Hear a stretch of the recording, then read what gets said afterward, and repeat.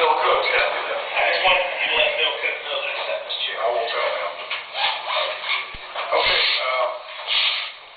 it's 3 o'clock. Go ahead and open up the meeting for the fire territory. And we're going to, first of all, I will say this before we go any further. You have this order going? Yep. Okay.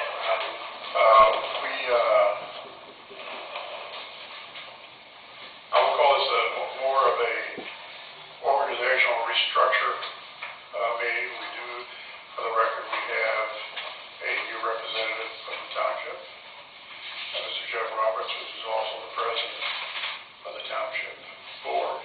And our goal today is to, first of all, discuss some issues that evolve to keep this fire territory going.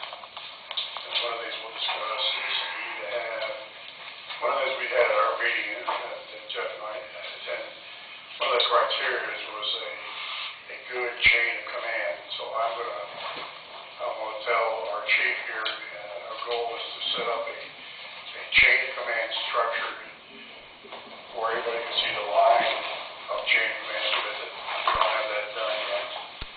Starting with our territory board all the way down, and ensure that our people, our firefighters, know that is a structured chain of command. So would you be at the top, towards the top of that? I mean, you and the chief. So like if the chief would report to you on things, so Yes. he wouldn't have to report to the other board members. That's correct. He would report to you, then you would report to them. Correct. Okay, I like that. Also today, I will also, one of the things we'll discuss is also entertaining a motion when we go to the 5-man board, and that's, by the way, that's next on the agenda. We are working towards a 5-man board, which means this. It means one, Atlanta and Arcadia will select one person to be an additional representative on the fire territory board. Does not have to be an elected official. Will have the same voting rights as an elected official. Also, the township will also elect a representative to be put on the fire territory, or on the fire territory board from the township. Again, it doesn't have to be an elected official. Someone the township they choose to put on. Prefer not to be an elected official. We would prefer not to be. We prefer not to be an elected official. We have enough of us who's hanging around, right? So, I don't want to tell you. We'll turn you in the butt. You're an elected official now too. But this way, hopefully by our next board meeting, we will have those names, and we'll go ahead and incorporate that in the minutes. Also, would like to later on during the meeting today. I'm not going to try to have this a long meeting because this is a holiday and this is Good Friday. I know folks have their own things going to do today. Entertain a motion when that 5-board member is selected and on board. The same thing that we have here in the Arcadia Town Hall with the Arcadia board members, we have chosen as members of the board to authorize the president of the council to make decisions that involves money or if it's time consuming, it's an emergency, or things that are concurrent, give that person the authorization to make decisions. This way we're not waiting until our next board meetings to make that decision and or waiting for the confirmation to come back. Now I'll say this. There are some issues that are going to involve the entire board on decision making. I'm talking about some odds and ends that need to be taken care of. Is there discussion on that? We need to discuss that. A recommendation? Well, I personally would like to see that this board review all claims and approve expenditures, same as like town council do. With the exception of the regular utilities that come through this monthly. I read in your minutes something about a $1,500. Do you want to lower that down to? I'd like to keep that. I mean, I don't have a problem with that as far as expenditures to keep white or whatever's needing to buy supplies, equipment, whatever, or repairs. I don't have a problem with that. My concern is I want want to see the claims before they're paid. So if there's something that has been unnecessarily purchased, we can discuss that or whatever before it's paid. I see what you're saying. And the claims come before the board for approval, with the exception of utilities and water, sewer, gas, lights, things that are like that. But just be present us the invoices from the vendors, we review them, and then we sign off, and then they go back to the trustee for payment. That keeps us, gives us an insight of what's being spent, who is being, paid for, and then the invoices will show what that item was and why it was purchased.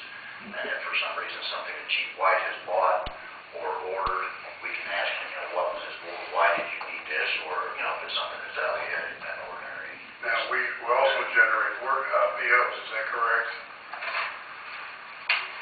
We still use POs, so what we can do is, any expenditure that goes forward that doesn't need immediate action, we can use those POs as well, because those are basically asking the trustee to write a check and build an invoice from that PO. Now, she will not do that unless there's a PO. Yeah, and she did reiterate to me that she would really like to continue to use that PO system. That way it helps her communicate with Chief White of what line item they're going to take that out of. That way she can also give us a heads up on how much we've used out of different line items, as far as how much we have left in different line items for future expenses. We typically don't generate a PO for anything less than $100. Yeah, that makes sense. It's a waste of paper. And then, as Maurice was saying, if it's an emergency situation where an expenditure's got to be made before a board meeting, whatever, Maurice has the authority to go ahead and approve a major We'll have to emergency do that in a motion. expenditure. We could do that in that way. I mean, it's kind of similar to the way all the towns work. The president of the board has approval to authorize a major emergency. Well, we got to keep the ball rolling. If ambulance goes down, we got to have something fixed before a meeting. We got to have it fixed. Somebody's going to have to make that call. The President of the board, I think that would be the board going over the invoices like you mentioned, John, that's fine. I don't have a problem with that. I know that's how the towns do it. That's fine. It may create more meetings for us because, if a bill's due at a certain time, we need to approve it so it can be paid. We don't want to be late on paying our bills. Most of them, most vendors give you a 30-day grace period on most of your bills, so depending on how they set up everything, we can set the meeting, the meeting accordingly to when the bills are normally paid. I don't know if she pays them, like here. She pays them weekly, I believe. Once a week, she'll sit down one day and pay all the bills that week. Why don't we spell out the bills that will not require a board review? And that's something we would need to Might want to see. So this way, we're not. And what. Yeah, we'll need to make a list of what she has approval, going ahead and pay them without board review, like you said, utilities. I mean, there's a recurring monthly, your electric, gas, water, stuff like that. Do we want to review insurance payments? Do we want to review pay to the employees? I mean, salaries. That's already kind of set forth in a budget. I mean, you're looking at purchasing actual items. Like, if you guys want to buy bunker gear or 4 or 5 helmets, or you want approval for that to pay. Yeah. And that way, there's a check and balance. You're seeing that the bill's there, and you've already talked to these guys saying they ordered it, or you needed to order it, and then you go, oh, that's what you ordered? Yeah, it makes sense. Yeah, this is something like, with this just kind of being put in place, I mean, the interlocal states that we're supposed to be doing this in the first place, and it never has been done. And to follow the interlocal, we're going to make some changes to it, so if we're going to make changes, we need to, address some of these things. But this is something that's just kind of being a start, and we can see how this works out, and what the due dates are on a lot of the invoices, and see when they need to be paid, and we can set up dates according to when the invoices and the vendors are requiring payment, and which ones. 99% of the vendors that I deal with Landon Arcade, you got a 90-day or 30-day grace period. So, I mean, depending on how the bills are coming in, or when the vendors expect payment, whether it's first month, end of the month, whatever, we can set a meeting accordingly to make sure there's time to write those checks and get those bills paid. And as we do this more, we might find out that there's certain things we don't need to approve, or, as we go along, this is getting more common, May I make a suggestion? The suggestion is that when we look at scheduling the meetings, that you make them in the middle of the month. And the reason for that is again, 30-day grace period that we have with vendors, but the other thing too is Chris can produce a very report that, John, you're looking at now. Because you'll have it on the books. Yeah, because you'll have that itemized, and it will also show you those line items. So therefore, it just makes it easier looking ahead. Good point. That is a good point. Middle of the month would be good. And then she can produce that the first of the month, so when we have that next coming meeting, you know right where we're on track. And we, converse with her on, say, hey, we're going to approve all these at our fire board meeting on this date. And then, once she gets approval, she could literally, if we did it in the middle of the week, she could write the check the next day. Yeah, that's the way, that's kind of the way Atlanta and Arcadia Sure, does. that's- They got the checks pretty much ready to go, and they're just waiting approval. Wait for your blessing. I don't want to make it so cumbersome that it's going to generate a problem with, just make it as simple as possible. So kind of, I think this would be simple. I think it'd be good, that's a good suggestion. Keep it simple. That way, we're, familiar with a lot of the expenditures that ain't normal. I mean, payroll, we know what payroll is. I mean, it can be put on there if we sign off on it. But I mean, that's something we don't have to see claim. We don't have to I'm see not necessarily worried about payroll.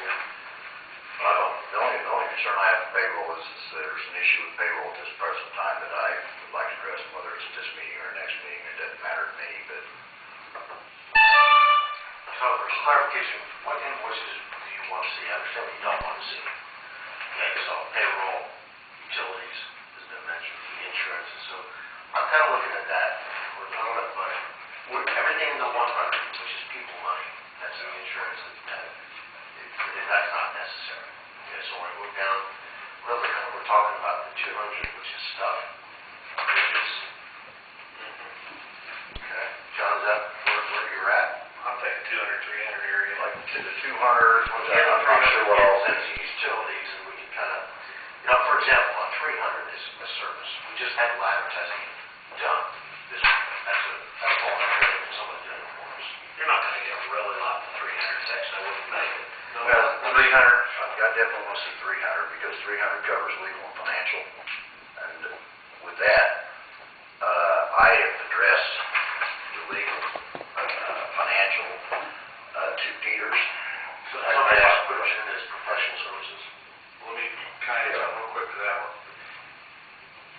It would be in the best interest of the board and the fire department if at least quarterly you would review the 100. The reason why I say that is because that's going to show where you're at overtime wise, that we're on track.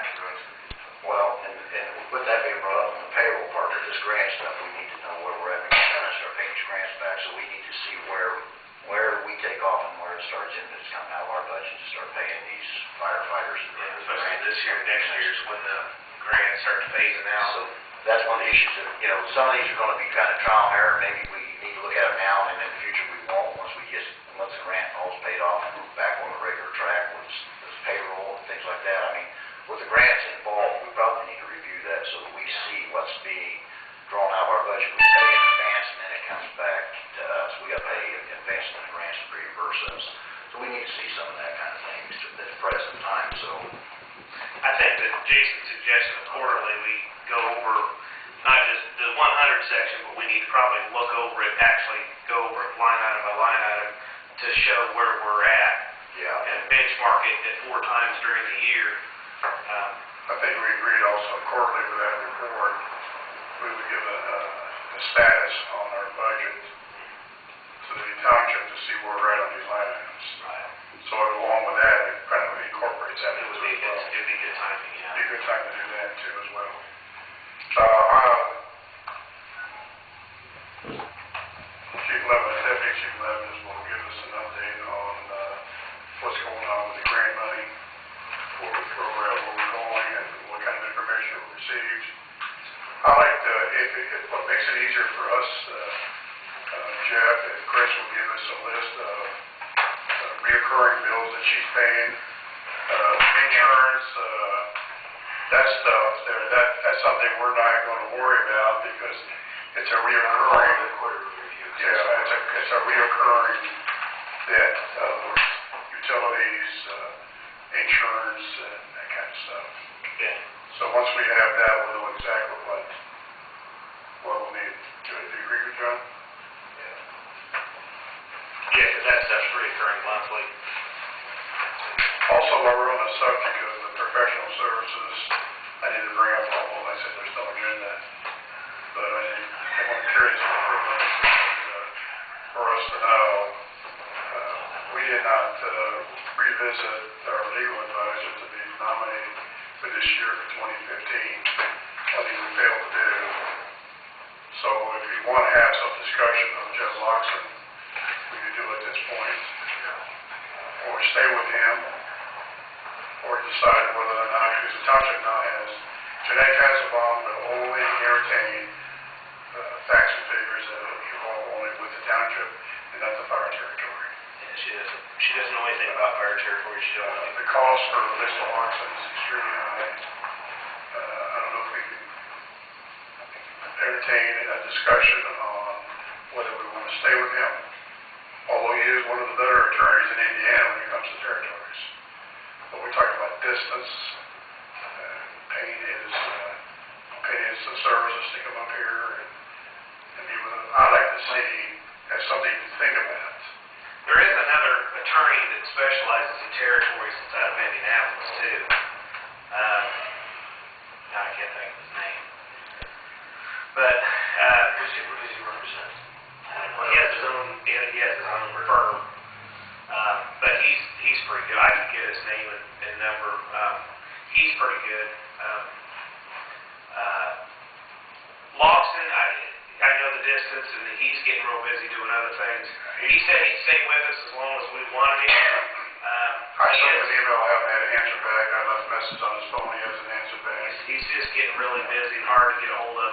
I know but we did ask him to rewrite some of those amendments to the, We're gonna have to pay him, we have to pay him. so we need to follow through with that, finish that part of it. But there is another guy in Indianapolis. I don't think he's any cheaper, but he's good, and he specializes in this. It's kind of a specialty in attorneys, you know. That's why Jeanette Casabon does not want to deal with it. She deals with townships all the time. Is it the firm of Unwalk Associates? No, they're more of a specialty. Yeah, they're a specialty. They have people that do. Other attorney stuff there. And they represent towns. Why don't we, like Jeff, You wanna table that, John? Why don't we not appoint an attorney for 215 at this present time and continue to use Loxton since he is already involved with getting this interlocal rewritten and the changes we're having made, and we can look around at some different prices and research some attorneys in this area. I personally would like to have the attorney see what we can afford, and of course we're going to have to hit our budget, match with our budget used. But I'd like to have an attorney that said in the present that we can actually ask a question, or, you know, if there's some discussion, we're all here, we all hear it, we can all ask the questions that we have interest or concerns.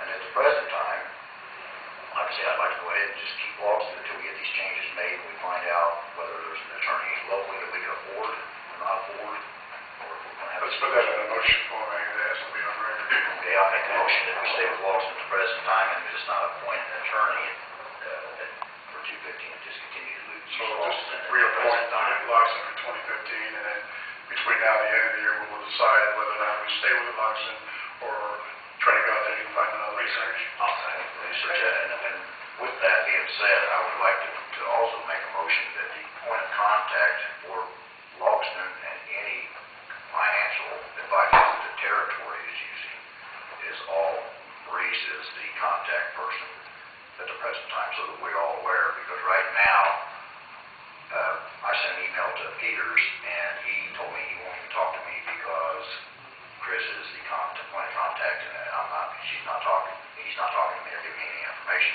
which, you know, it kind of offends me because I am a territory board member, and any information I asked for was territory related, and he wouldn't even.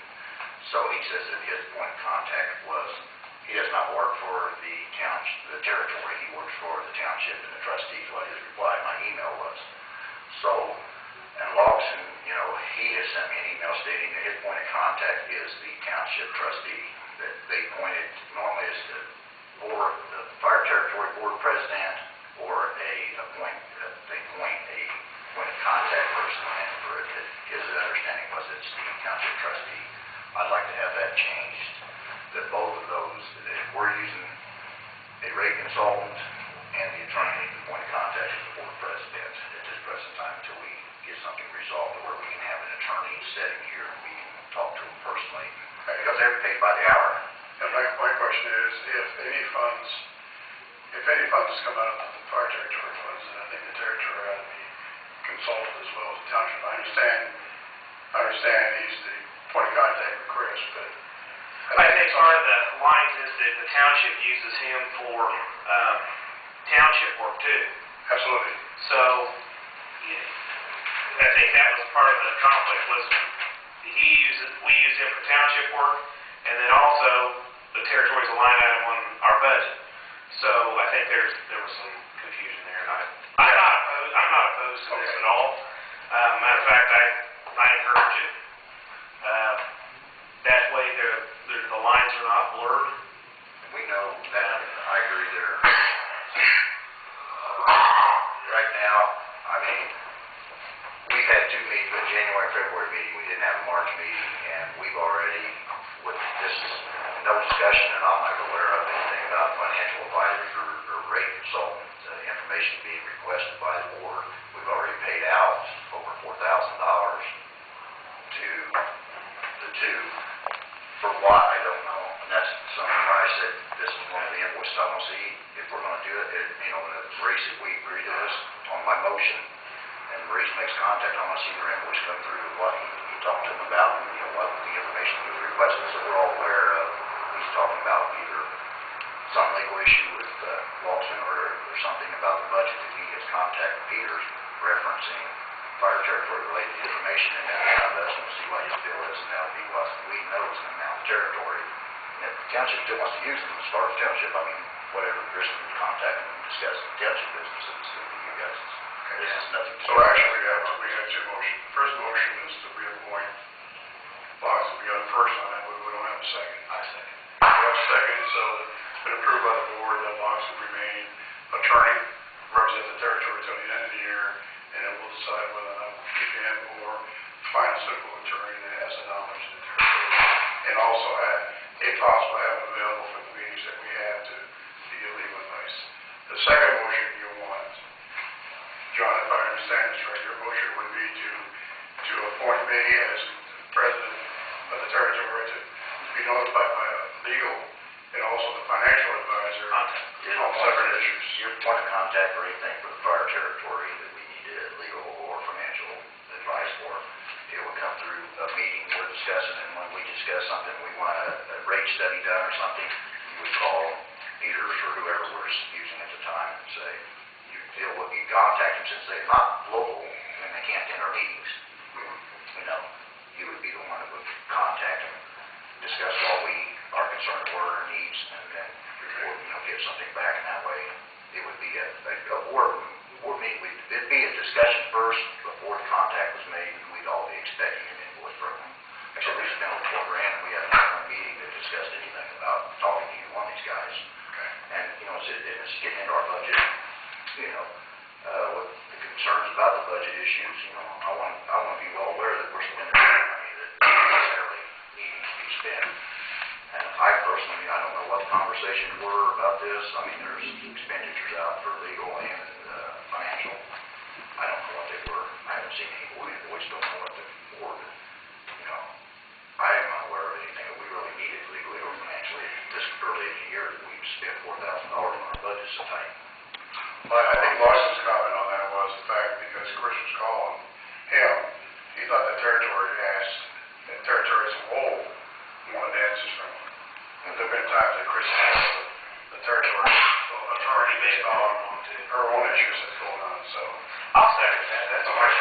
I think a little transparency on this would be good. Yeah, I think anytime that we pay funds out of our budget for advice, I think we ought to take part of it. It ought to be something that has got a concern or a need for that. I mean, that's what we're here for. we're discussing the budget. Okay. We want to review. Contact. We have a first and second on that. The board approves that? Okay, anything else, John? That's all I have on that. Okay. So the things that we're going to do for municipal, we're going to bring in an update now. Chief, what would you prefer? Your part here, we'll talk about the March, your report itself, the rest of March, or is there something Now, else? back up a minute here, I want to clarify something. Sure. I'm understanding, right? You mentioned this 5-member board. Now, does that need a motion of this board is in favor of that, and we are going to go with this, It or? probably would be a good idea to have it on record, that, a motion is made to create a 5-member board. To agree to the terms? Yeah, to agree to the terms, discussed earlier in the previous meeting, and the reason why we're at. I don't know how you want to, you want me to make the motion, or would that be easier, or? You can, Jeff, please. That, since I was there, I'll make a motion that the Jackson Fire Territory Board expands to 5 members of that board. 2 additional members will be added, one selected from the combination of the towns of Arcadia and Atlanta together, preferably a citizen, and the citizen has to live inside the township. It can be anywhere in the township, but it has to be in the township. And then one person will be selected from the township board that has to live inside the township also. That board of 5 people. That way, and also the next thing on that 5-member board was, you only have to have 3 people here to be considered a quorum. Correct. That way, if one of us can't make it for some reason, we can continue to do business and proceed forward. This is not to be elected, They don't have to be elected. They can't, I guess we left it open where they can be elected, but we would prefer they're not elected. That way we get input from other citizens in our fire territory. So does that eliminate previous? Alternate. Yes, the alternate. That's what I was going to say. That's going to eliminate, and that's something I need to discuss. John had a question on that. Both towns that submitted alternates to Chris and never recorded, which is fine, because we're not going to need the alternates now. I'm a 5-board member. We're not going to need the alternate. They'll consist, rid of the alternates that consist of 5 board. I think we can just, I don't know whether we need to rescind that ordinance or whatever, being that all the towns passed the ordinance and the township passed the resolution, whether we need to rescind those. I don't think we do because it never's been recorded. So we may rescind it at our own local meetings. Okay. But when this new amendments are agreed upon among everybody, that just won't be included in that, and it won't be recorded. Yeah. And one reason Chris Maybe brought probably this up the too. MOU too as well. so. Yeah, well, that's what I meant, the MOU, the interlocal MOU. She said recording stuff's not cheap. So she said, I wouldn't go recording a bunch of stuff and then re-record stuff. She goes, you're better off to record it all at once, because then it's one cost than to have it every additional time. Well, I'd like to, with that being said, I agree. I forget, what it costs per page to record this, but About 3 bucks a page. what I'd like to do is go ahead and, make a motion. I'd like to second Jeff's motion on the 5-member board. Okay, then let's go ahead and approve that for now. Okay. Did you have another motion? Not a motion, I'd like to make a motion that we go ahead and have Logston to change the language and get this 5-member board in place so that I feel comfortable being up and running with It's already official. recorded. So with the language being in there, we go ahead and we get that passed, everybody accepts it, we get that section recorded, and then go through this whole interlocal, and then do all the changes like Jess is saying, all at one time. Yeah. Because there's a lot of issues in the interlocal, that each entity, like I said back several months ago, each entity needs to go through that as an individual entity, make their changes and comments and things they'd like to see, and then bring all 3 entities together as one group, and then all of us discuss Atlanta's concerns, Arcadia's townships, and then we all got to agree on this. It's got to be an unanimous decision on all We the have a changes. notice of the record though, John, because you weren't at the meeting. Eric Cole has given Jeff Locks and all those that we talked to, that you and him discussed on the MOU aspect. And there probably is going to have to be another meeting on that. Well, this won't be necessary. I mean, those are just things that weren't being followed. Right. But if we're going to revise it and make changes to it, then those issues, we need to operate off of that interlocal as a board here. Correct. As it is written at the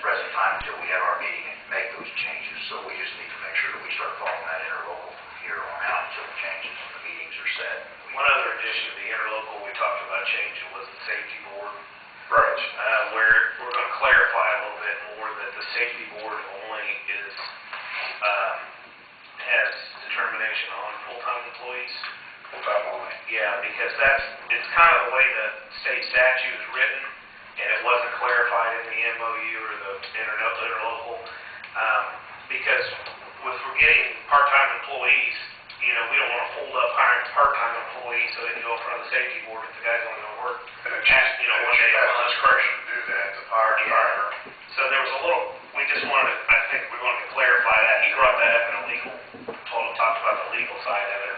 Yeah, he sent an email out to Maurice Sheriff, basically stating that the interlocal was, in his definition in the email, was that the interlocal shows basically the language in it is for full-time only, but the statute is in the interlocal, which would, if you knew what the statute states, then that eliminated part-time, but that's not clear in there whenever you use Right, the so we wanted to statute. clarify that. And so it would be that the chief would do the hiring and firing of the part-time to still fall under him.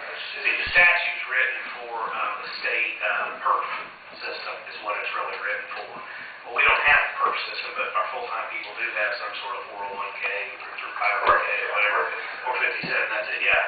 So that would kind of fall into that. See, that's an item on there that's in the interlocal that's not being complied with because it states in there that they're supposed to have the fire, police, for nothing, 1977 or nothing. Yeah. So we need to clarify that. She has another little thing that needs to be. I don't have that. I think when we initially put this territory together, we talked about doing that. Yeah, I'm not, don't get me wrong, I'm not opposed to these guys having a retirement plan or any of this. I mean, that's just some of the language and things that are in there that needs to be addressed. We need to take care of that. Because the cost would be extremely high going that direction. That extra 20%. Right, like I said, these are just some of the things that was in that interlocal, it's not being followed. That was my second motion, was to go ahead, like I said, just go ahead and explore this the 5-member board part, get that straightened out, and then let's go through the rest of this interlocal and get it either the changes or That's addressed. a motion, we have a second. A second approved. At the end, they clarified on the safety board, you could no longer be on the safety board. If you're a member of the territory board or on the safety board, that's going to be, in my opinion, a conflict. So we'll need to appoint another, whether it's a, Was he appointed to the safety board before he got on the territory board? yes. That's what, okay, that makes sense. Because that's when you guys had Abe did it, and then, Correct, that John was on it, John and Andy. who else is on the safety board? One firefighter. I'm the president, Johnny, and then Aaron Daly is the fireman selection. He's a selection fireman, brother. He works out of Bex. Okay, so what do you suggest? He's the third member. John and I are appointed by it's a 4-year term, we were appointed by the board, by the fire board, and Aaron was appointed by the firemen. Yeah, that's the way it's written in there. And it doesn't state that I can't be on both boards, because in there it states that I just, we don't have, the fire territory board don't have day-to-day contact or interference with the fire department, so we are not involved with them whatsoever. So Well, I have don't- conflict, I mean, and there's no language in there that as a fire or safety board member, that I can't sit on both boards, but if that's something that wants to be addressed in there or Well, whatever. I did probably, maybe Tom, I'm the only one that thinks that, and we can have discussion on that and move forward.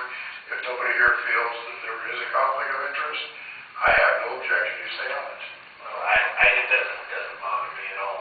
I think in the future it would be probably best if we didn't do that, just for, transparency type thing, But I don't have a problem with it. I mean, we're gonna have to go out and hire somebody or fire somebody before you take any action anyway. The thing about it, like right now, I don't even have a full-time fire or on that department or the part-time, so I couldn't tell you. I would have a meeting. Ross or something. Have an open house or something. Okay, we'll strike that discussion. And if the board feels that there is no conflict, we'll remain the same board as it is.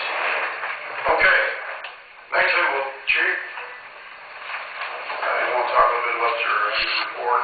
Yeah, real quick, if you guys, you each have a copy. You don't have a copy of it, it's a spreadsheet that explains the bullet points. The spreadsheet here are all of our EMS runs for the year. Those are the first 3 months, January, February, March. I was directed by John and the board last meeting we had, to track all White River runs year to date. Okay, and in summary, we've had 7 runs, 4 in January, 3 in February, and none in March. Year to date, we've collected $3,962 for those 7 runs. One of them was a no transport or SOR. We didn't bill for one. So that's it. We haven't been, the last time we were there was February 24th. It's just for EMS calls, 7 year to date. I don't, I apologize, I guess you guys get a monthly report based on our runs every month, how many are in district, how many are out of district. I've been trying to put all together from the information I received from CAD. Part of that, the reason why you don't have it tonight is I want to make sure that we do things a little bit different than we did last year, because last year was the first year that I presented that to you. And I believe, junk in, junk out, so the information I'm compiling to you, I want to make sure is 100% accurate. In that, I can tell you for the month of March, we've done a total of 25 runs, 13 were EMS and 12 were fire.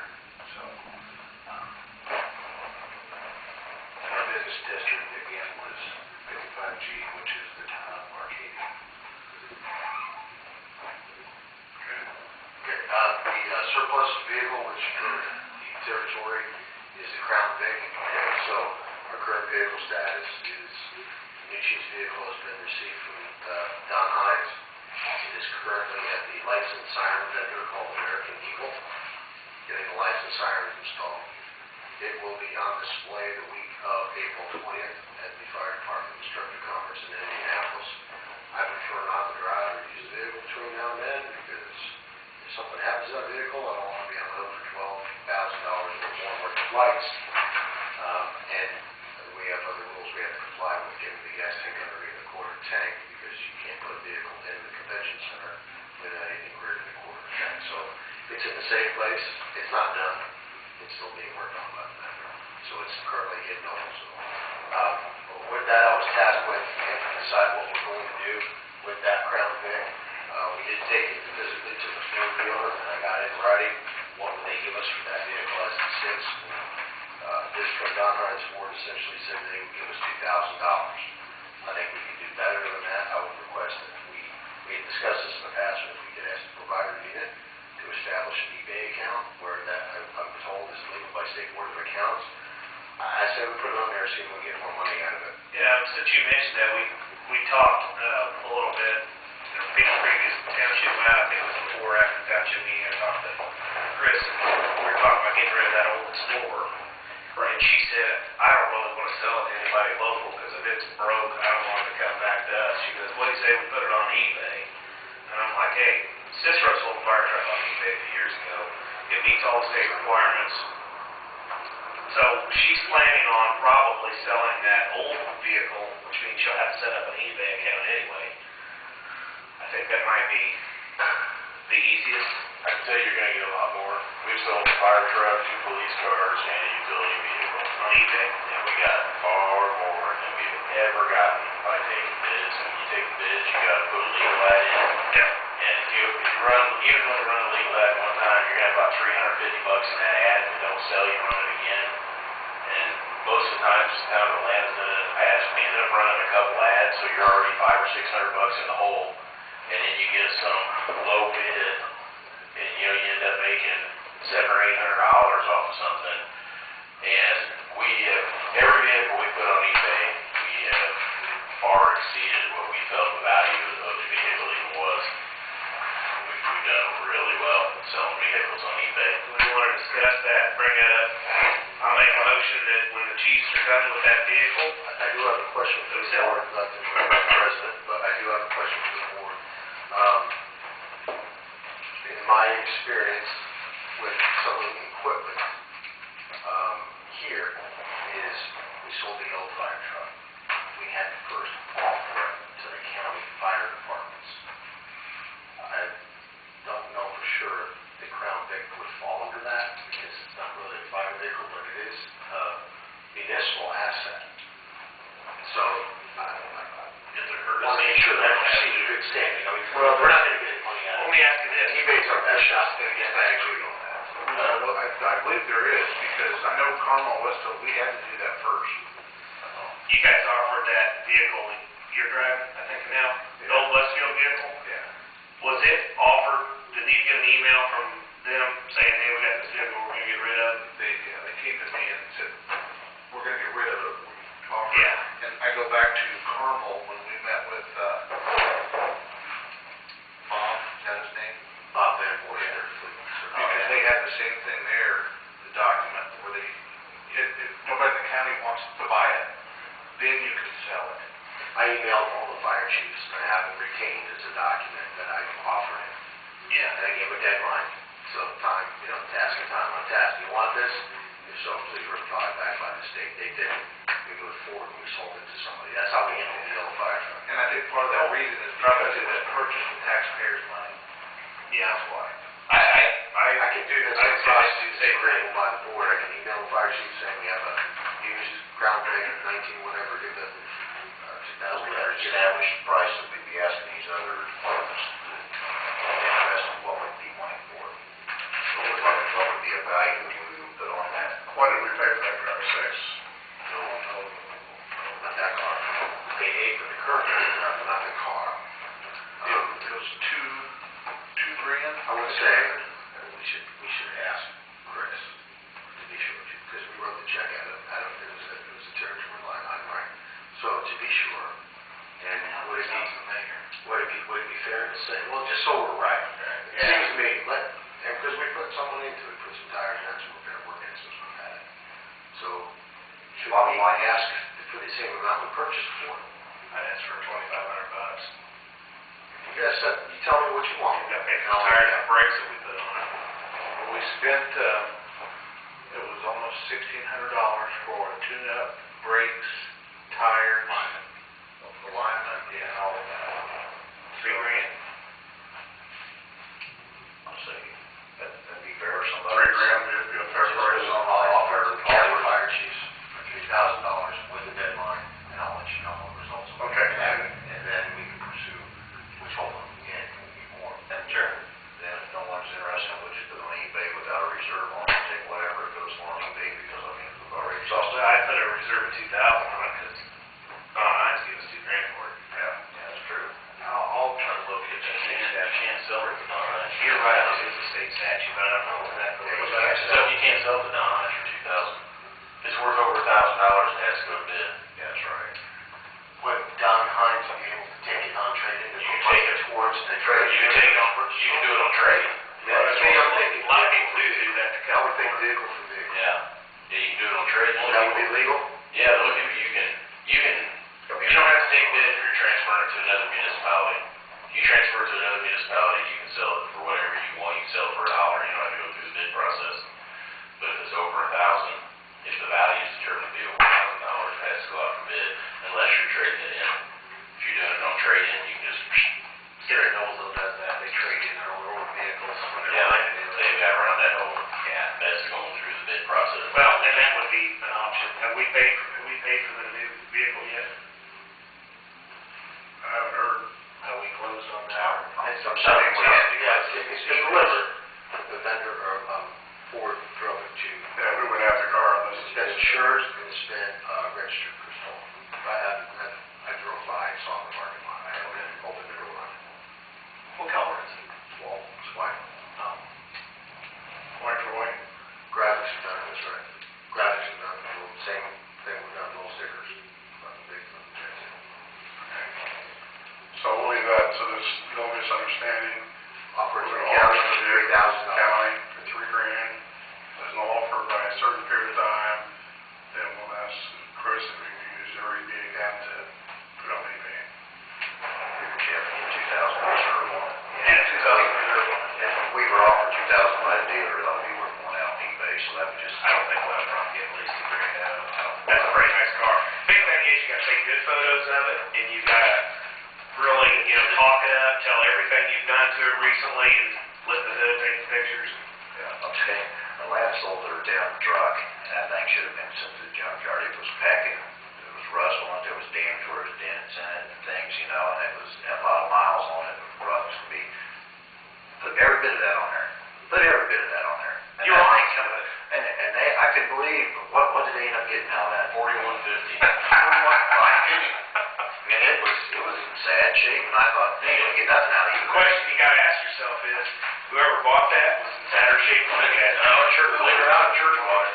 Really? The church in Kentucky. It was, you know, Pretty sure bought it for the church, but yeah. The description on it, Murray did the description, and it was so bad. I didn't think anybody would even bid on it. He even did a separate photo, link to a separate photo book. It had like 127 pictures. I mean, there was a hole about this big where the rocker panel used to be. You got it out of the truck. You could literally scrape your boots off before you got in the truck, sticking it up inside the hole. well, that's a positive. Yeah, but the only thing nice about that truck, which I felt you were buying, the plow, I figured we were going to get about $1,000, $1,200 for it, because it did have the plow was in good shape, but the rest of the truck was absolute junk. Okay, do we need a motion on that, or do you wanna just let the chief do that? Let's take on that part, and I'll do this part, and then. Yeah, okay. But well, let's do a motion, because we'll have a contingent. Motion, make a motion that we go ahead and let the chief offer it to the other departments in the county, and if no one, and that was at 3,000. Yeah. If no one is interested, it goes to the eBay for sale with a $2,000 reserve. I second that. Second and approved by the board. Okay, Chief, go ahead and continue. Okay, on the roof, okay, initially, this is the roof for Station 55. Initially, I was tasked with getting quotes. I provided the board 3. At a later township board members wanted to give a few quotes. I believe Mr. Cook wanted one because he had somebody, and then Hink Construction. The trustee verbally reported to me that Hink Construction was busy, and then it was determined that Mr. Cook's contact did not do commercial roofing. Okay, I don't know the names of those companies. Within the last couple of weeks, I was told that Mr. Airbrand had a contact that they were going to be sending to the fire station. I don't recall the name of that company. And That's one recommended by Steve Wood. yeah, correct. They were supposed to show up. Well, right, and I thought it was either a Friday or Monday, and I notified the on-duty crew that, hey, they'll be stopped by, show them around, they're here to look at the roofs, let them in, show them the leaks. Now, I did have 5-star commercial roofing show up. I don't know who called them. I met with them, they happened to be there that day. So, I don't know if that is the vendor that Mr. Airbrand asked for or not. But I was physically there, and he got on the roof, and he walked around, and he has provided quotes. So I have the existing 3, and I have 5-star. So unless 5-star is Mr. Airbrand's construct, he said Steve. Steve Wood he's a building guy. I don't think that was the company. I don't think that was the company. I don't think it is, but I can't confirm. But all I can tell you is I do have an additional one. This quote, and I just printed it off. You can just email it to today. I got that one last week. Well, here's this, it's my opinion, but agrees or disagrees, that if we cannot continue getting close, we have to take action. That problem's gonna become a bigger issue later on the road. I had no idea why the other company didn't come. They're supposed to show up twice. They didn't show up. They don't want to work. They don't wanna work, we'll go with those quotes there, and we'll recommend which one to go forward. Now, along with that, we need to talk about the payments, the payment of the roof, fixed. Now, I made a comment in one of our meetings, I think it says pretty current when we get it done. I don't believe that the territory should pay the whole payment for that roof. I think we need to talk about, so much in from both of our entities. And we agree to that. Yeah, and the township said they would agree to it. So do we have those quotes? What are the quotes? Quotes on the roof. What are the quotes? How much? Once the 5-star, the new ones get there. They need to be gone through. I would recommend people with a little bit more knowledge. I can tell you how to cut holes in roofs, but there are different options, and then also they will go up based on how long you want that warranty to be. But they are rubber roof. putting it over the existing. I wouldn't do it. Wouldn't do what? I would not put a rubber roof over that metal roof. You ain't gonna have nothing but problems. I think that the one quote I was reading there talked about them putting well, they were putting up, screw a wooden deck to the metal roof to begin with, and then put that, rubber roof over the top of it. It's not a brush on rubber, it's an actual roll EPDM rubber roof, yeah. The problem is, I worked on that roof for Joe 10 years ago. The problem is, where the two buildings joined together, when I worked on it, I told Joe, I said, this thing's shot. He said he's trying to extend it a couple years so they can get the money together for it, but the main problem is where those two buildings would meet. I mean, it wasn't done right when they built the building, and I thought he was gonna put a bid in on it, because that issue right there needs to be addressed. Because that bottom roof is almost flat, and the way that thing is right now, I mean, there's areas where water, I've been up there and it's done, I mean, you get big pools of standing water. That, they need someone that's gonna strip that whole roof off there, address that issue, and put a new roof on it, because, I mean, realistically, you ought to be able to get between, you ought to get 20 years without any maintenance out of metal roof, and with a little maintenance even longer than that. But it's, you're still, you just cover what you got there, you're still gonna have that problem, and I've done a lot of rubber roofs, that's what my grandpa used to do. You get those areas where it'll damage your rubber roof over time if you have areas where water stands and pools and then freezes and falls, and you got that ice going, in a low area on that rubber roof, it'll be all right for 5, 7 years, 8 years, but you're gonna be back to the same problem if you don't address that thing. Some of those quotes mentioned, re-sloping that back section and tying it in, was, if I read in there, or I've read this either in the minutes of the township meeting or something, to where the problem happened was that addition was tied on, it wasn't done properly, and there's been issues with it ever since.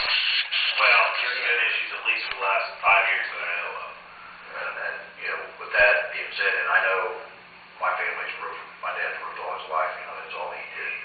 And I'm familiar with roofs too. One ain't saying you don't have enough fall on metal roof, water don't stand there, go around the screw holes and nail holes and all that. And the metal heats and expands and it pops nails loose, and if it don't have enough pitch on for the water to run. I don't know, how would they increase the pitch on that? Well, what needs to happen is, it's a metal frame roof, but they need to put a can strip in there, strip that roof off and fill. They'll cut a filter, make a filter to go between that upper roof and taper that out. Because what's happened is they come in underneath the eave of the other roof instead of putting that addition on and stripping. And I know the reason they didn't do it is because the main original roof of the building was not in 2 panels. It's a single sheet of steel. It looks like 32 feet long or whatever that big run is. And you would have to take that whole roof loose, every one of the big giant long panels, and make that attachment, and then, start at the bottom and run it up under the other section, and then put those back down so they came in underneath. But that back section on that thing is, it's so close to, it's just almost flat. It is. Well, they got the lowest bid they could.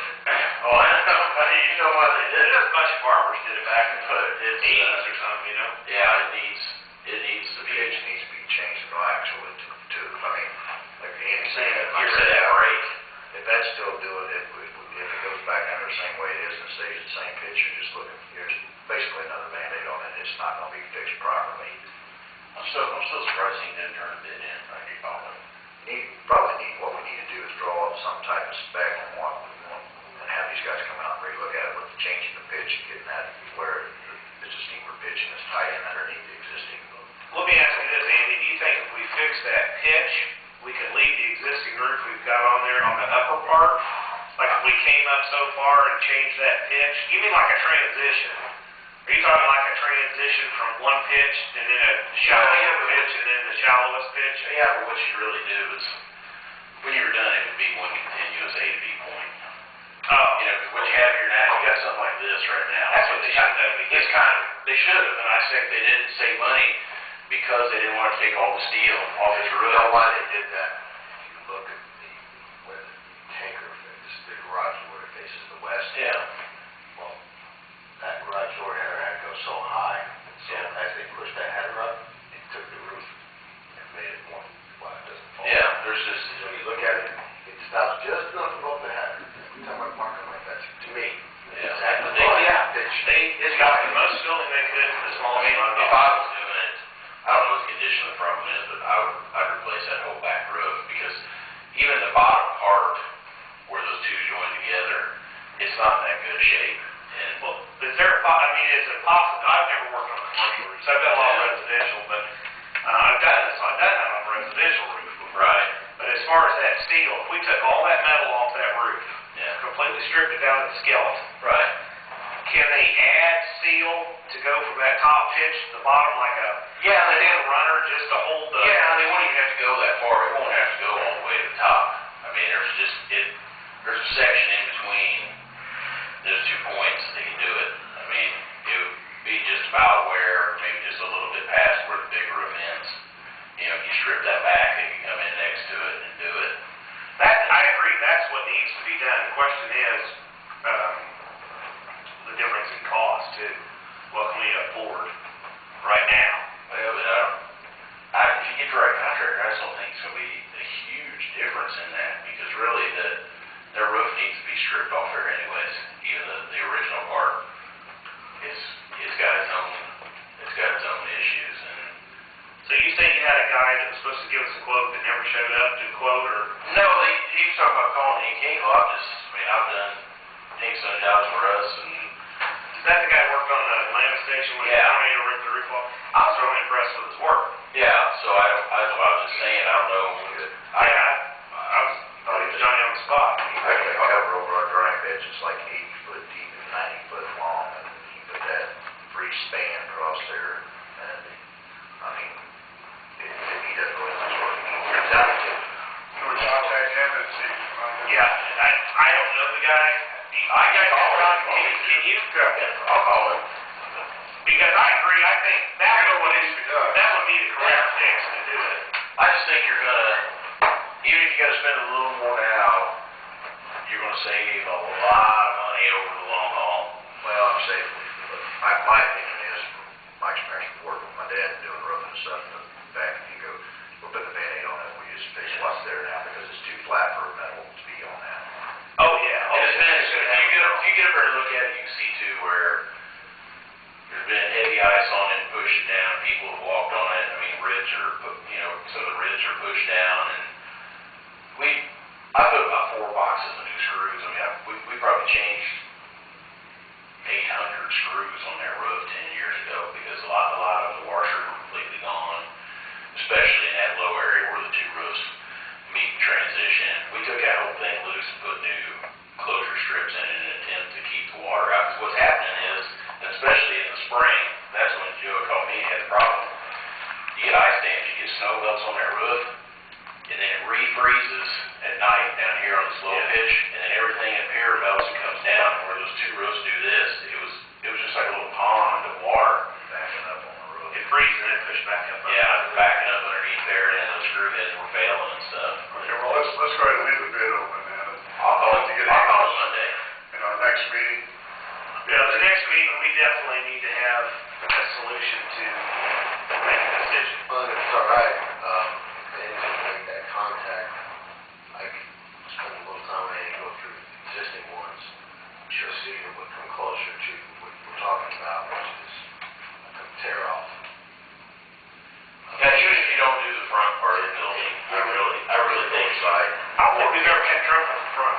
I know, that's what I'm saying, but I think that whole north side, I think you really need to strongly consider the whole thing to get, dude, nowadays, I mean, back when I was helping my dad, it was all needle-free screws or nails, made worse for nails, and now they got this, where it's, no nail exposed type metal, I don't know if they can put that on these commercial steel buildings or not, but it's, something there, if you look at it.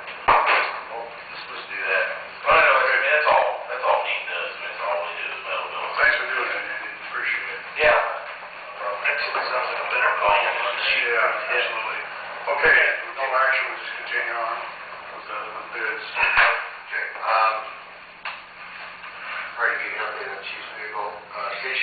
construction project. This is another thing that we're waiting on to move forward. This is to create the separate living quarters for females, so we can have separate living quarters. What that encompasses is essentially creating a wall at the end of the hallway that goes from the bay down to the living areas, walling in a sliding glass window that's existing. Other improvements also include wiring of smoke detectors as well as egress. As the building commissioner, Andy has met with the contractor that we've asked to put in the bid. It's GNM Construction, which is Chris Gilmer and Dan Milligan. They're licensed, bonded, insured. They understand what the expectations are for the construction project that needs to be ADA compliant. Also included with this bid, we're putting some ceiling, hardwired ceiling drops in the bay for electrical cords for the outlet. The bid comes to a total of $4,540. Okay, so what we're looking to do is, we've had a lot of discussion on this, but we haven't been able to feel comfortable with moving forward with using the remaining just under $5,000 from the insurance money from the storm damage.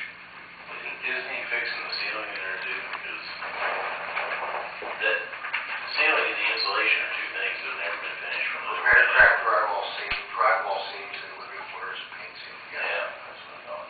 Yes, that's what there's So it's completing that project and then doing this other thing. Yeah, so we're making it, because the windows right now in the current living quarters used to be the officer small, so that would put one in each area.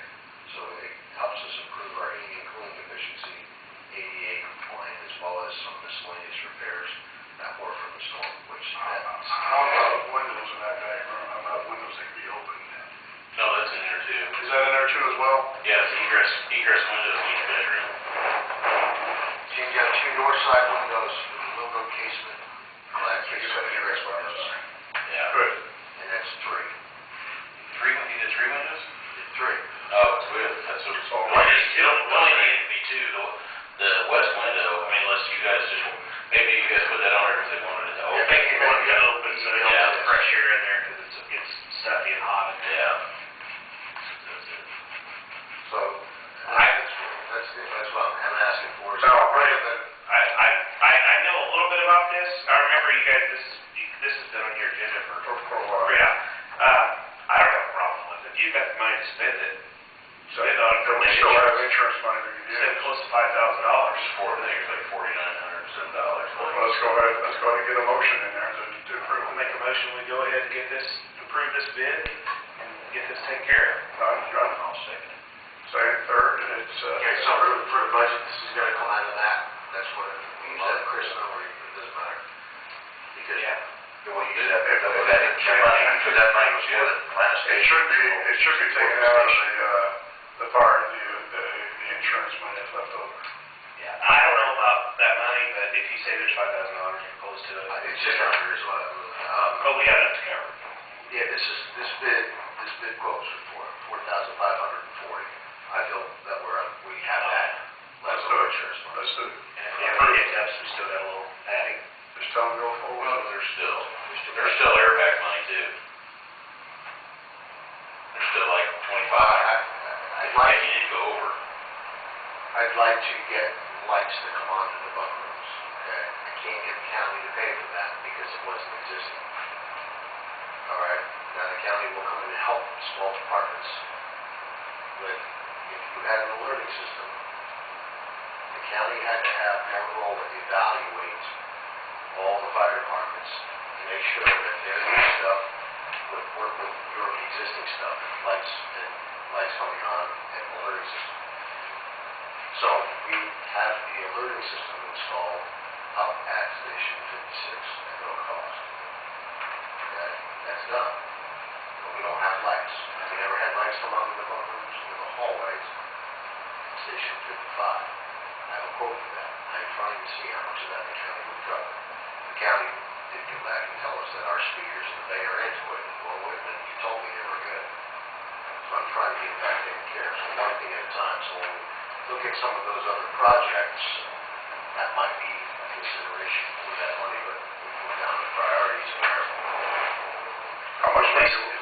getting a sound over speakers when there's a run, okay? See, we're at 25. We're not missing runs. Give me a rough idea of what kind of money we talking about thrown out. 4 or 5 right here. Well, 4,500. Well, I'm trying to, About 2,000 or dude, where's the much, these two, you can take them and have these walls full. Very similar to the other strobes and hallways. Those are I don't pay for that they're a stuff. lot cheaper. And I'll try to get an electrician in to come do it. Yeah. So, fire guy doesn't know whether it's those or those, the strobes, they just see lights, so we're looking at an alternative rather than, I'm used to fluorescent lights. Well, there's a cost to that. Well, we can do something a little bit cheaper. It's funny you mentioned that the county said that our speakers were antiquated. They told us the same thing at Station 7, Noblesville. It's a 6-year-old building with $6 million. Told us our speakers were antiquated. I mean, Really? people can do everything. They can even rig up your stove to shut off when your bells go They off. scare me. Now, one nice feature where the doorbell goes off, it goes out through the whole building. But that's, first we have to be alerted to those. We can look at the items later. There's a lot of options. I've got the variable, no one like, have a sound and a light in both stations. But when you talk about that other money, but for this, I'll move forward, get hold of Chris and get it scheduled. Okay, go ahead and do it. And anybody also, the firefighters have effectively moved out of that office for this project, out into a new office that we used to call a storage closet. They're making it work, okay? I have fax line, phone line, that need to be moved from that office. I'm sorry, from the old office to the new office. We don't have the technical experience to do that. We've moved everything they've done everything that they can. We're afraid of doing that without causing problems with the phone system. Now, if you're going to have a separate bunk room, I'm used to having a phone in each room. So we have one in one, but we're going to need a new one. So how would I best go about getting that phone line, the fax line moved to the office and getting another phone put? Phone booth, where there should be a phone in both those rooms already. There's not one in the storage room. That's what Oh, no, I was looking at bunk rooms and said. bunk rooms are good. I did say that. We need a phone in this. What's the cost? I don't know. I mean, I think you who want to know. would I call? Does that have an existing phone I system? would just ask your contractor if we do the work. Yeah. I mean, it can't be that much. I better set it for $100 or something. Communications people that come in and run all that stuff and hook it all up. Okay, so is it, I'd ask the guy. where did we get the phone system? Get it from nowhere, put it in with Village Building. Well, 'cause you just can't take a phone and plug it in. You got to receive it. You got to. We went through this when Chris bought the current phone system. You got to have the same phones with the same system, is the way I understand it. There's 2 or 3 different brands of phone systems, and you're right, you have to have one system, like the I'd say Sony it's system, 500 Motorola that plugs system. into the existing system is all I'm saying. As far as I'll running have the guys look at jack, jacks and stuff, turn it upside down, see if there's information on the existing phones. that might be a Chris, because she had somebody do all the phone network stuff inside the trustee's office. I can ask her. Okay. Then she might be able to give me the vendor's name that, he ran internet, he ran phones and fax and all that. Right. Okay. Okay, hiring, I just want to make sure that we have permission to fill the current full-time firefighter paramedic position that was vacated by Darren Study on December 31st. Okay, Jason's going to die. That's just a dovetail with Jason to give everybody an update to where we are with our FEMA grants, but that is the one open paramedic position. What that would mean for us internally operating, what I anticipate we have one person, which has to run through the safety board, that I would have to appoint to be lieutenant. We would not be replacing this person with a new person, this position.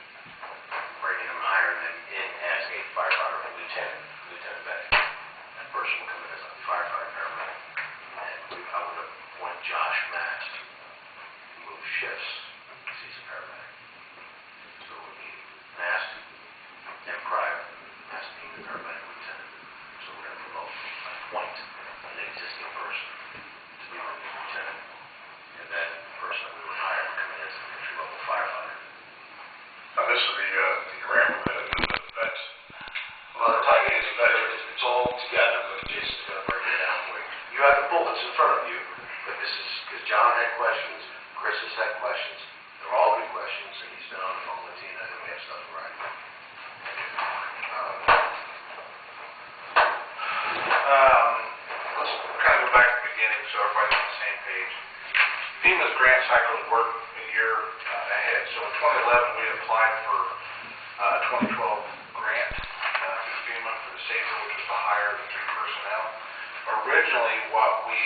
wanted to pay these three individuals coming on is not what we ended up paying them. And the reason is this: one, after applying for the grant, we realized that these new people coming in were going to make considerable amount more money than the three that have been there prior. And we didn't have the money to raise their salaries up to what the new people were coming in at. So when we hired the three new, we lowered that amount. The difference was because they were paramedic, they got what we considered a stipend. Okay, so they make more than what our three existing guys who've been there forever make.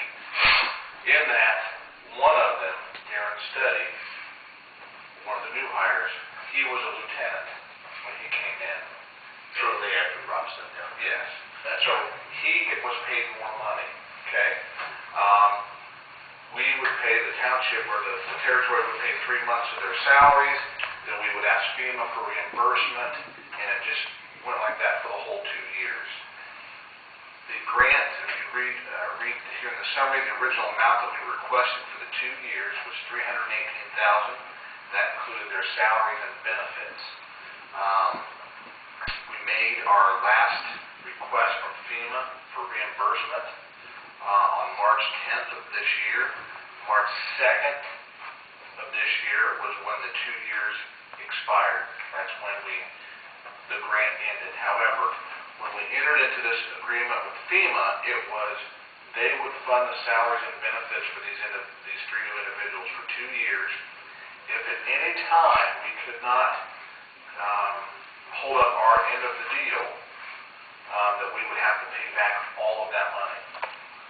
So what is really left in this agreement with FEMA is now we have to pick up their salaries and benefits for at least 1 year.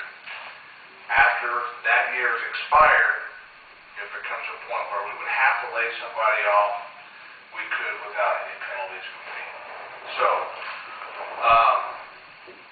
with that being said, let's go back to the last payment that we requested from FEMA, which was March 10th. That was 8 days after the end of our grant cycle.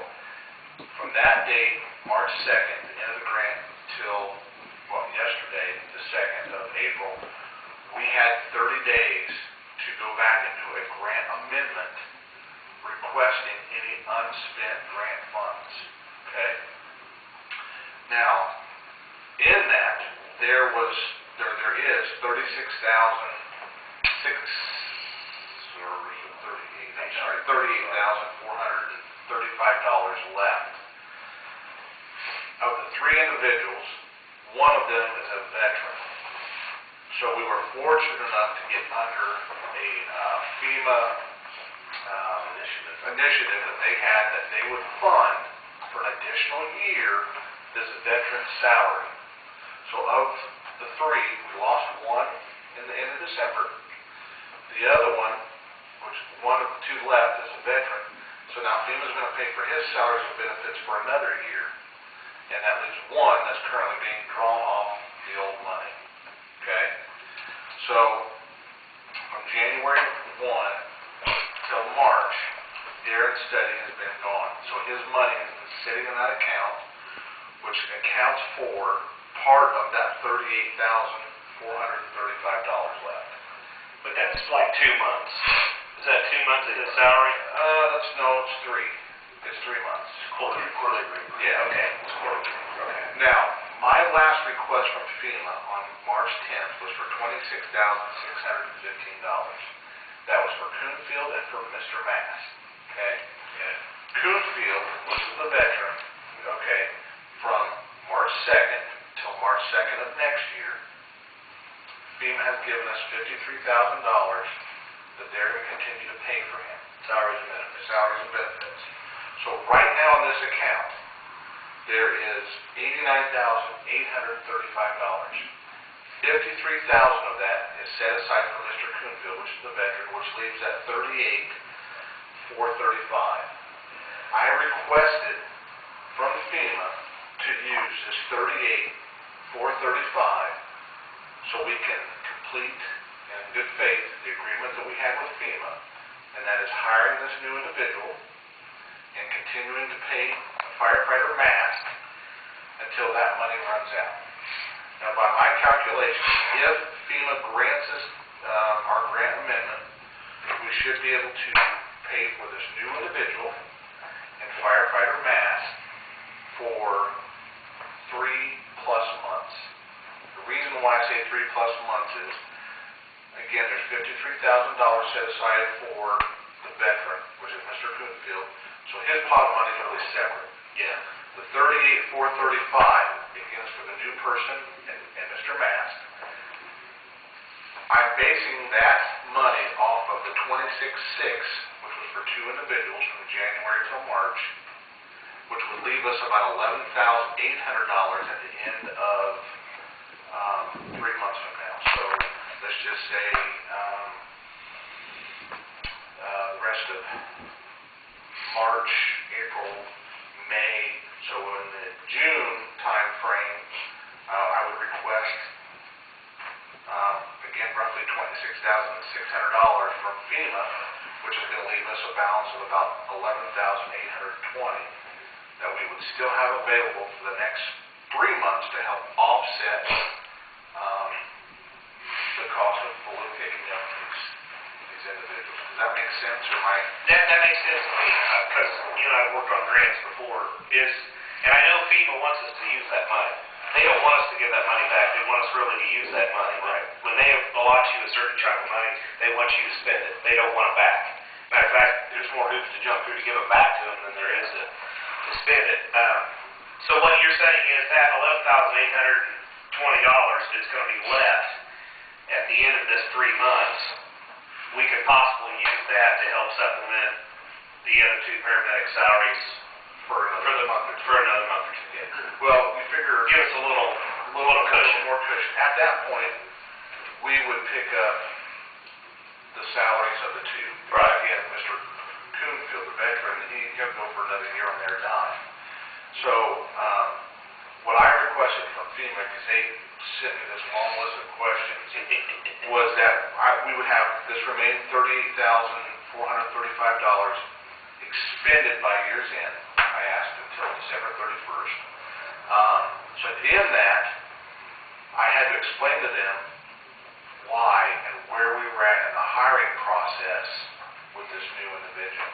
Okay. Now, again, painting this picture with a broad brush so everybody understands, we did not know Darren was leaving until the 1st of December.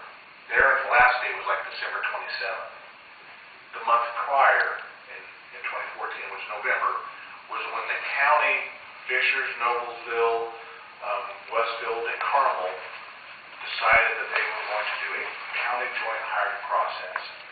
We asked to be a part of that for a couple reasons. One, the last time we did a process where we hired the 3, we only got 6 people to apply.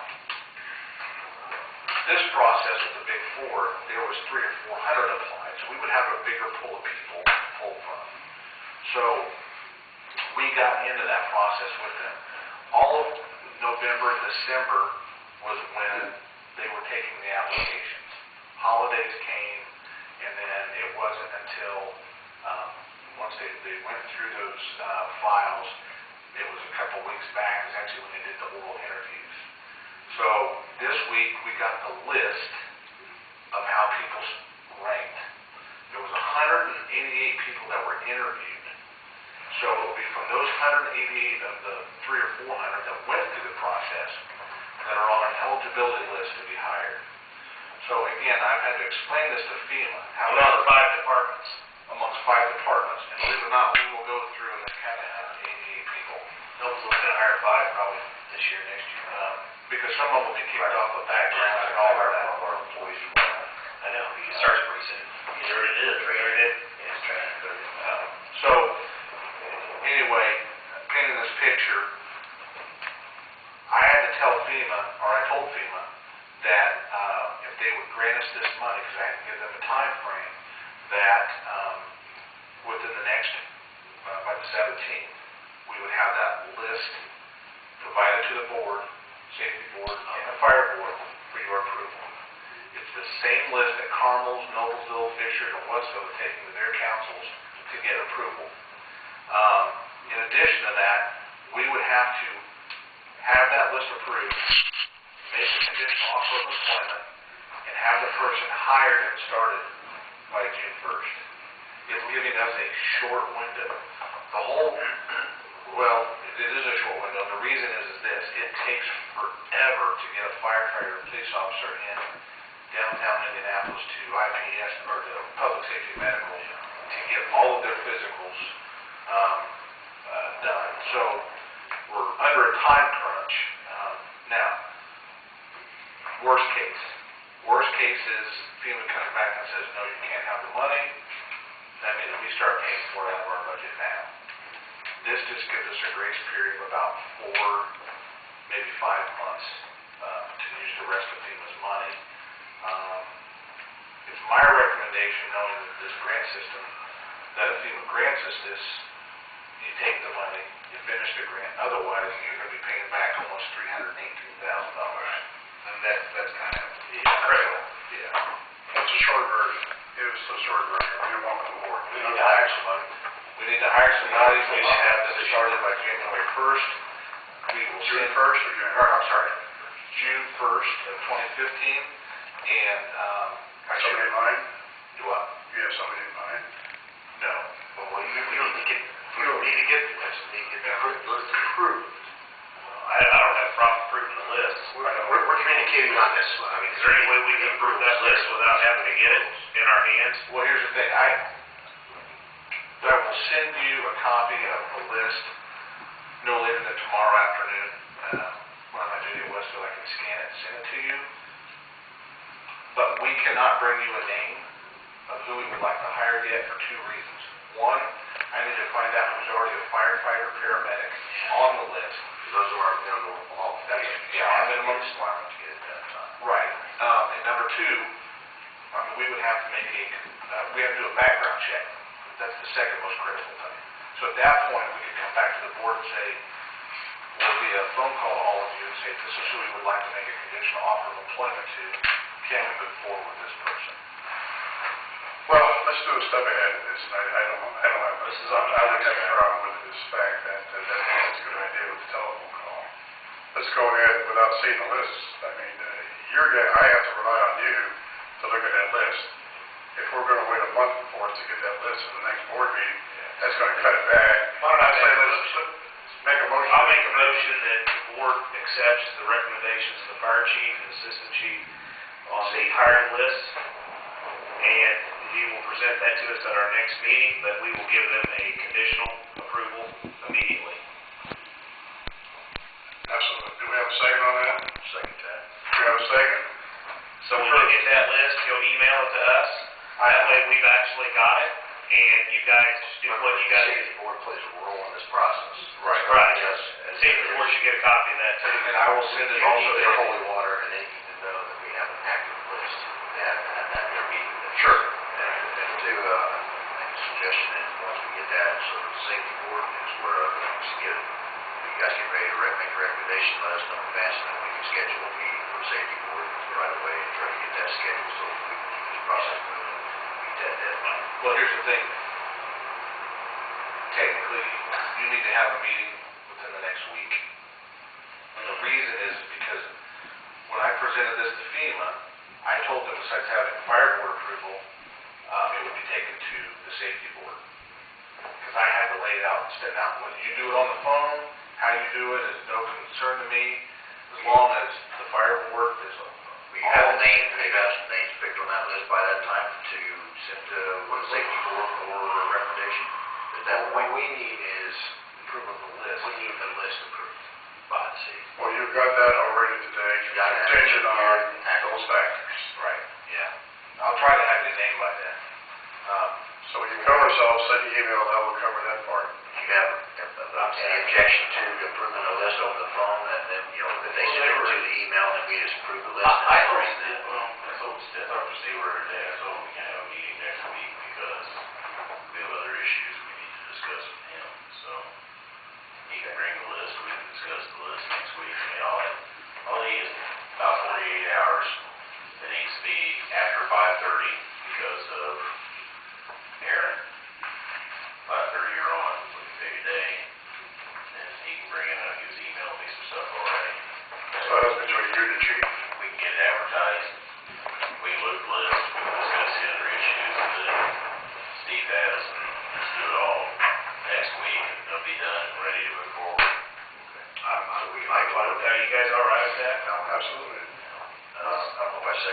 motion or not, but if not, I say, hey, that's right, just approve it, so I'll approve it. Approve that motion. Yeah, I know this is a critical thing, and I don't want to hold this up. I mean, it's either we get somebody hired in place, or we're gonna pay that $318,000. Yeah, we're gonna share it, So, and let's do tuition. Okay. The next thing on there is the volunteer recruitment and retention grant. This was also applied in 2011. For 2012, it was granted. The difference between the SAFER and recruitment and retention is the SAFER is strictly for hiring full-time people. The volunteer recruitment and retention is for volunteers. In that, we received several things, physicals, that sign out in front of the fire station. We received money for basically training. It was for college education and certified classes, and the other one's for Target Solution, which is an online training program. I thought you said target acquisition, you meant solutions. Solution. Confirmed. Sorry, yeah. How is, I know what that grant was, and I know you spent some. How much, do we have any money left in that grant to spend? And For those particular do we have any requirements that we have to spend that at a certain amount of time? We have 4 years. Okay. And it's broken down so much per year. Now, if we don't spend, let's say there's $20,000 allocated per year, we only spend 17, we don't lose that $3,000. It rolls into the next year. It's a $40,000 or a $80,000 for next year. In those categories. Okay. Physicals, we're using that We can only use that. extensively. Do we only can use that physical thing on the new volunteers? Anybody recruited and retained within the period of the grant. So we lay a guy go and then bring it back on? Get this. Now, you're aware there is an IPSB in Fishers, Yes, they're not over. right off Allison Mill Road. Yeah, they're not open all the time, though. There's one with satellite officer, yes, where we're. How many more years do we have in that grant? I was just curious. The volunteer grant? Yeah. This is last year for 4 years? Either this year or next year, one of the two. I think it's next year. I'm sorry, it is next year, we're applying for it. 2006, ends in 2016. Now, one of the things that we have done this year is, again, it's kind of funny, we've offered money to people to take college level classes, and we're not getting any takers. However, we did recently do a driver operator class, a certified class. That's being paid for by FEMA. Tanker operator class. We also have a tanker operator class. We're going to do a mandatory and a hazmat class and a So some of those classes are being paid for through this grant. absolutely. So just We're sending volunteer members to NDIC on this. Oh, really? yeah. Oh, that's good. So that's right. Now, are we still doing, I don't know how this applies to Cicero, are we still do joint training with Cicero? We try. We had a vacant house in the fall of last year, and they participated 2 out of 3 days. Yes. Yeah, I remember that. We're having a big semi-trailer dropped off at the station in Arcadia. We secured it from the county for the month of May. So we've been part of a basic mandatory training. We're going to incorporate to our monthly training. Good, that means I don't have to go through it in May. You'll know where it won't be. It won't be in the training. It won't be River Road, but so we're bringing in props. There's no cost for that for us. So from a training standpoint, we've raised the bar within the department. We put out a monthly training requirement for all volunteers and paid personnel.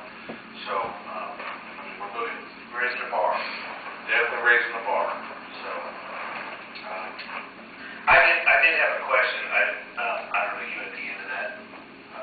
yeah, I was going to kind of jump ahead and then go back to the chief's rate. Chief mentioned earlier about Darren's study and switching lieutenants. Yeah, for mass. I assume that's going to go in front of the safety board? As an appointment, not promotion. Okay. He doesn't meet the minimum requirements. He's close, but He we also also don't don't to finish that. none of our current firefighters who are not lieutenants meet the qualifications in order for us to have a process to be promoted. I also have a letter, a document from a firefighter that says that he's not interested because he has outside issues that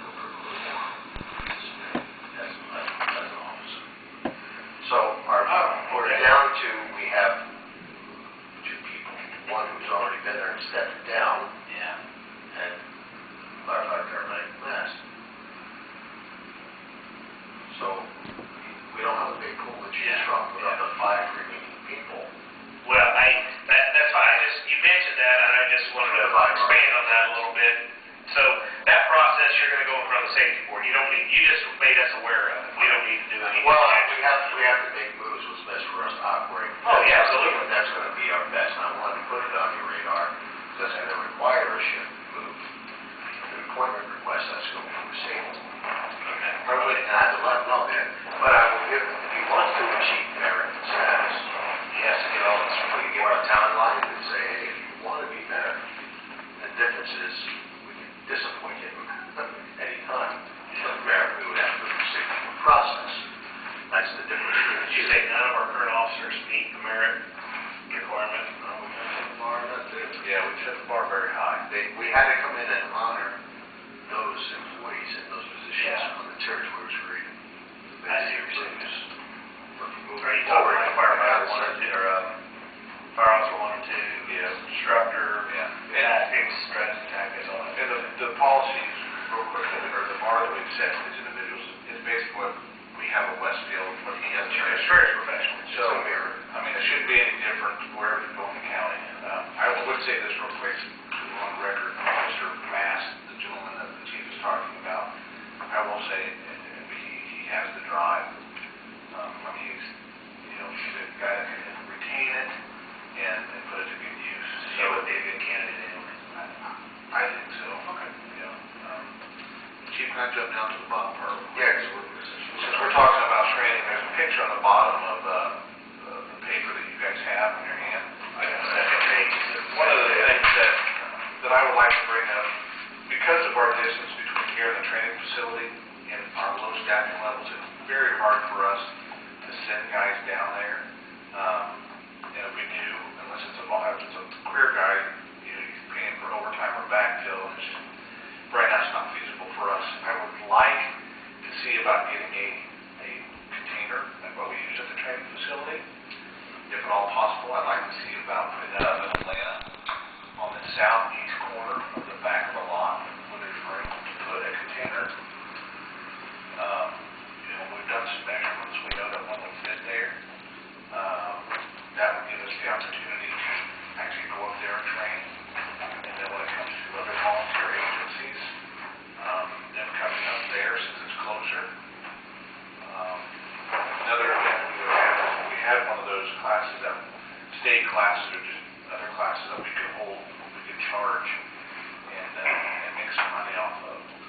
Those containers, just a container alone is roughly $4,000. I'm just asking for permission. You want to steal? That's a steal? Yes. It's a Connex box. No, I know where they are. But you have to have a steel one. I mean, you have to have a 40-footer. 40-footer. That's what size is dimension 40 bucks. It's 8 foot wide, 40 foot long, and 8.5 feet tall. You just want just the can? Well, like a container, and then possibly putting maybe a 20-footer on top of that. We gotta start somewhere. Yeah, we gotta start One somewhere. to crawl on, to throw stuff on, to beat on is a good start. You planning on burning in this? Well, we Or talked just about search that. We have to find out what town ordinance would be, and if the neighbors would be, something like paper smoke, fine, because it's not a health hazard. If you want to burn it, let pallets in there, it's gonna change the game a little bit. You gotta see how the neighbors in the town feel about it. Would you say it was a People box? don't usually never write about the fake smoke. Anybody can give us one of those. Well, I would work on, because I'm pretty good at being Mr. Sanford's son and finding free stuff, but We have sneaky suspicion there's some spare ones at River Road that are not earmarked. We asked the right people. Right, it'll be about hauling it. And getting it off. I would bring Miller's does that. Yeah, I'm just bringing this before the fire board because I got a trailer before Atlanta, the town of Atlanta, to see if we could even put one there. The other thing too is, I mean, we could paint it so it looks aesthetically correct and it's not ugly looking, but, It's not a permanent structure. It's kind of like, falls under like a mini barn, wouldn't it be kind of like a temporary structure? Those are ordinances as far as some structure like this. Well, that's what I was gonna say, does it have to be there? It has to be a permit. Can we put it somewhere else? somewhere. A classic, the most classic sites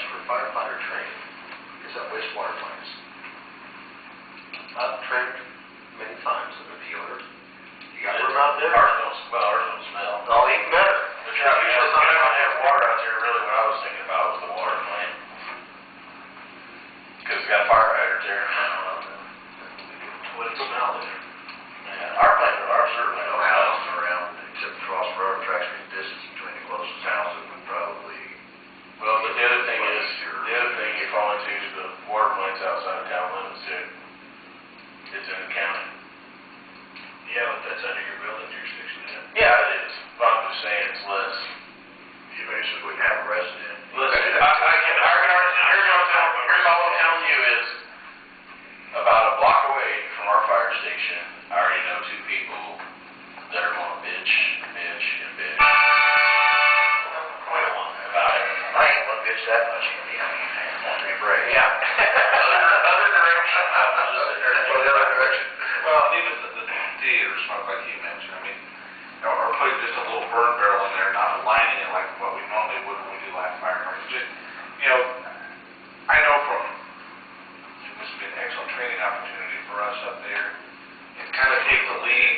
In Well, that's why I public part of was the just thinking of the water plant too. I mean, You can build about anything you want. Here's the thing, this is gonna help us dry us more already. room, there's more room, it's not far from the fire station, there's a hydrant there. You know, This is gonna be just dry us already as far as training, I think it'll more out some. So, I'm just throwing it out there, I would ask them, well, what would be the next step in this? I think it's something that needs to be researched. I mean, you know, I have to look it up, because see, I bought one before, I used to have a storage container. And there's a place, I'll have to look for it, but there's a place, There's been mobile anywhere, we always bought ours. yeah, cheaper than that, there's a place in North, I bring mobile.